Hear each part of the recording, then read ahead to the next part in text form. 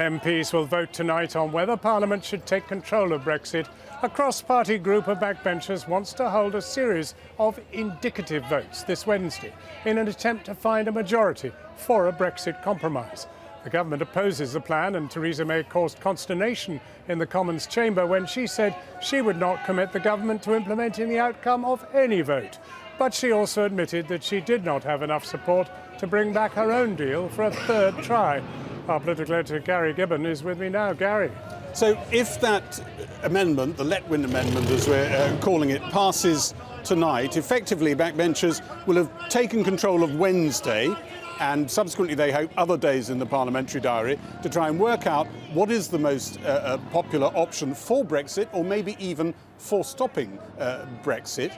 And they'll be doing that over, as I say, over a period of days. What's emerged, though, and I'm not sure it was entirely clear first thing this morning, but it has emerged later into the morning, is that Theresa May is absolutely adamant that she will not be helping them facilitate, implement whatever it is that they come up with, because as far as she's concerned, most of the things that they're looking at completely breach her manifesto. And I suspect, as she also feels, would spell disaster, destruction for her government. Now, interestingly, I've been talking to a couple of cabinet ministers just this evening, and they're saying that they're not sure she's been able to hold to that line, because what she's saying, of course, is you must stick with my deal. We're going to have that meaningful vote number 3. But she didn't have the votes to do it today, or call it today for tomorrow. It doesn't look necessarily clear that she's going to be able to do it later in the week either. The DUP, let alone the hardline Tory Brexiteers who she saw at the weekend, were sounding incandescent and totally unreconciled to her deal now. So will she move? Will she eventually feel she has to lean towards MPs and what they're going to vote on later in the week if that amendment passes? It seems extraordinary. We're talking about all this so close to what was the original deadline, very, very close, of course, to the newly invented deadline, only 2 weeks from that. Here is how another extraordinary day went here. Well done. I know the definition of democracy. Don't think you do. Democracy. The Prime Minister's attempts to close down arguments like these are still badly stalled.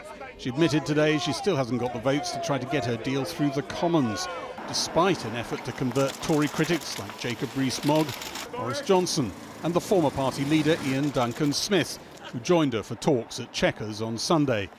The idea that the Prime Minister might name a date for her early departure was raised in these talks, but no sign today that opinion had shifted on the Tory benches. Does the Prime Minister understand that by taking no deal off the table at the behest of this Remainer Parliament, she has just put the final torpedo into her own deal and any real prospect of Brexit, and that her statement will represent the most shameful surrender by a British leader since Singapore in 1942.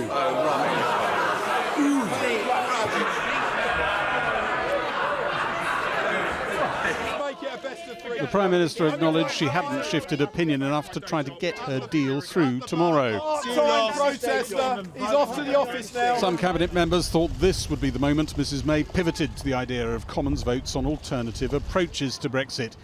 She refused to do that, but her team expect MPs to vote these powers to themselves later tonight.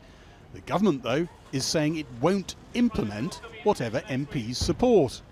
Under the plan to be voted on later tonight, MPs on Wednesday would get ballot papers on which they can vote yes or no to a whole series of propositions, softer versions of Brexit, like staying in the customs union, maybe the single market too. There could be a second referendum option, an option to revoke Article 50, or to exit with no deal. Unless this House agrees to it, no deal will not happen. No Brexit must not happen. And a slow Brexit, which extends Article 50 beyond the 22nd of May, forces the British people to take part in European elections and gives up control of any of our borders, laws, money or trade, is not a Brexit that will bring the British people together. She cannot both accept her deal does not have the numbers and stand in the way of finding an alternative that may have the numbers. It is ridiculous to suggest that Parliament taking control is overturning democratic institutions. It's not, Mr. Speaker. It's Parliament doing its democratic job of holding government to account. I cannot commit the government to delivering the outcome of any votes held by this House. And honourable members, well, the Shadow Foreign Secretary shouts that's not good enough. If she just thinks about this, for a moment, First of all, we don't know what the options are going to be that will be tabled. Secondly, we don't know what will be selected. But there's another point. I think it is important that no one would want to support an option which contradicted the manifesto on which they stood for election to this House. An indicative vote is exactly that, an indicative vote. I'm sure members of this House cannot expect the government simply to give a blank cheque to any vote that came through. The Prime Minister recanted a bit from the tone of her TV address last week, which castigated MPs for obstructing her deal. But nothing seemed to move the critical votes she needs to pass it. This was the DUP responding to Mrs May, saying Northern Ireland wasn't ready yet for no deal. So why hasn't appropriate preparations been made? Why do we need another 2 weeks? What's going to happen in another 2 weeks that couldn't have happened up to now? I mean, this is a fundamental lack of preparation, and the government's entirely responsible for that, if that's the case. Because this is a new argument. I have to say, Mr. Speaker, this is an entirely new argument that we're hearing for the first time as to why we need extension. And she stands here and says to me that she does not care about immigration. No, you came to me. You came to me. Well, Theresa May was telling the Commons no deal wouldn't happen if MPs voted against it. The EU was putting out a very different message. It published stark warnings of what was in store and insisted it wouldn't just slam the brakes on and allow another extension just because Parliament was frightened of the alternative. Bye, Steve. See you later. See you tomorrow. Gary Gibbon reporting. Well, now I'm joined by the SNP leader in Westminster, Ian Blackford, who today lambasted the Prime Minister for her Brexit negotiations, saying her time was up. And if MPs' votes don't count, they may well as well just go home. Ian Blackford, Wednesday seems now to be the great crunch day. Yep. All these indicative votes. What are you going for? Well, what we want is to see a people's vote. We rely on the crisis. The Prime Minister can't get her deal through. Parliament has voted against no deal. We have to find a way out of this. Now, there is no such thing as a good Brexit in my view.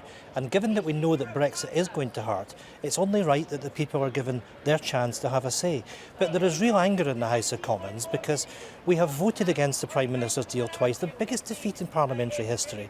We voted against no deal twice, and the Prime Minister stood up today and said... But what will you vote for?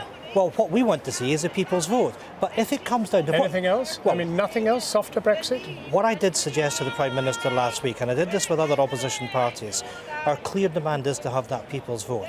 But we recognise where we are, and we will work with others to try and find a solution that is in everybody's interest. But to be absolutely honest, what you're doing is shedding the responsibility of MPs, which is to govern this country, and hand it back to the people who are in total disarray, just as you are. I think there is an issue of democracy, that given people voted in 2016, it is only right that people are asked to have their say as to whether they wish to go ahead with this or not. That is the right thing to do.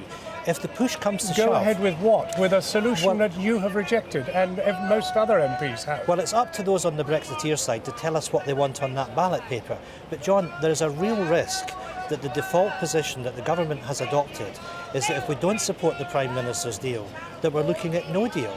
Now, interestingly today, the government has provided briefings on a Privy Council basis, and that means we're not allowed to talk about them, but they're sobering about what no deal might mean. And the government's previously talked about the threat to the supply of medicines, of food, and so on and so forth. Ian Blackford, in fairness, neither are you prepared to compromise either. No, John, I have to say, when I met the Prime Minister with other opposition leaders last week, we actually said that we were.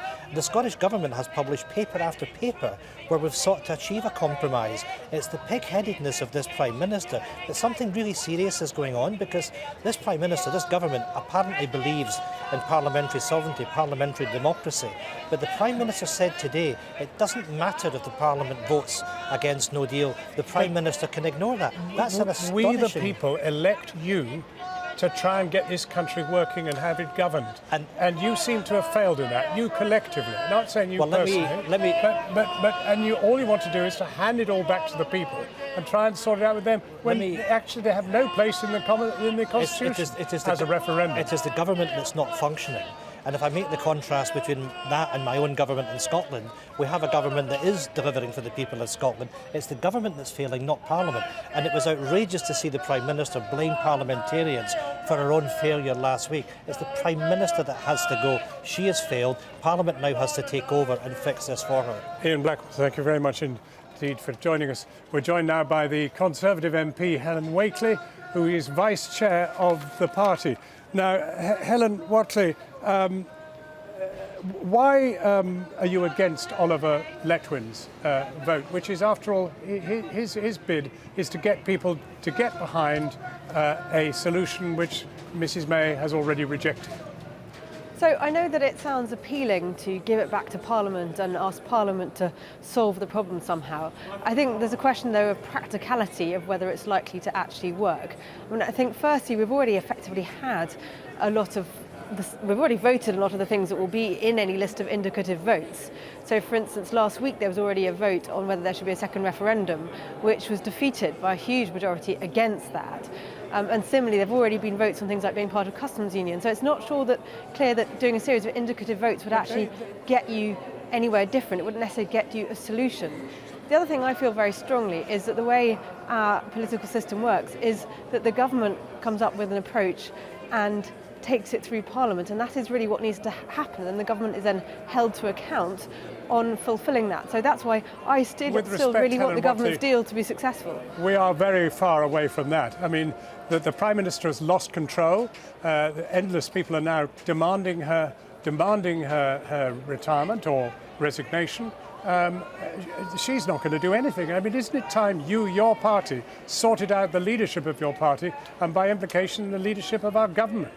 So I don't think changing the leader solves anything. I mean, the Prime Minister is the person who knows the most about how to go through the Brexit process. She's been leading negotiations through this, and just having a different person in her position wouldn't change the arithmetic at all anyway. You would continue to have a Parliament which has such a diversity of views about the way to solve this. What is so extraordinary is that she has failed to get her own measure through. MPs are coalescing around some other solution, any one of three, and you don't want to even have anything to do with it. You don't even want to hear what they have to say. In fact, you don't want the votes to take place at all. So I think the problem is, you say that MPs are coalescing around another solution. I think we're hearing MPs coalescing around the idea of having a series of votes, but it's not clear yet that there is a practical approach to delivering Brexit which would actually gain a majority in Parliament anyway.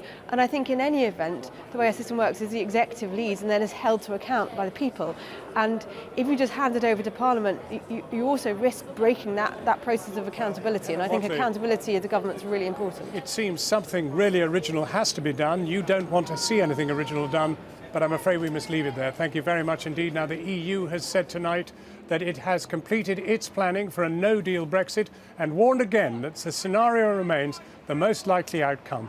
But what of our own planning for possible no-deal border delays? Today, Operation Brock began on the M20 in Kent. Part of the motorway is now reserved to allow up to 2,000 Dover-bound lorries to be parked up if there are delays at Dover. Our business editor, Siobhan Kennedy, has been to see the scheme in action and has details on the government's plans to allow importers to defer duty payments for 6 months, a plan one customs expert described as having fraud written all over it. Britain's departure from the EU may have been delayed, but the dummy run down to Dover hasn't.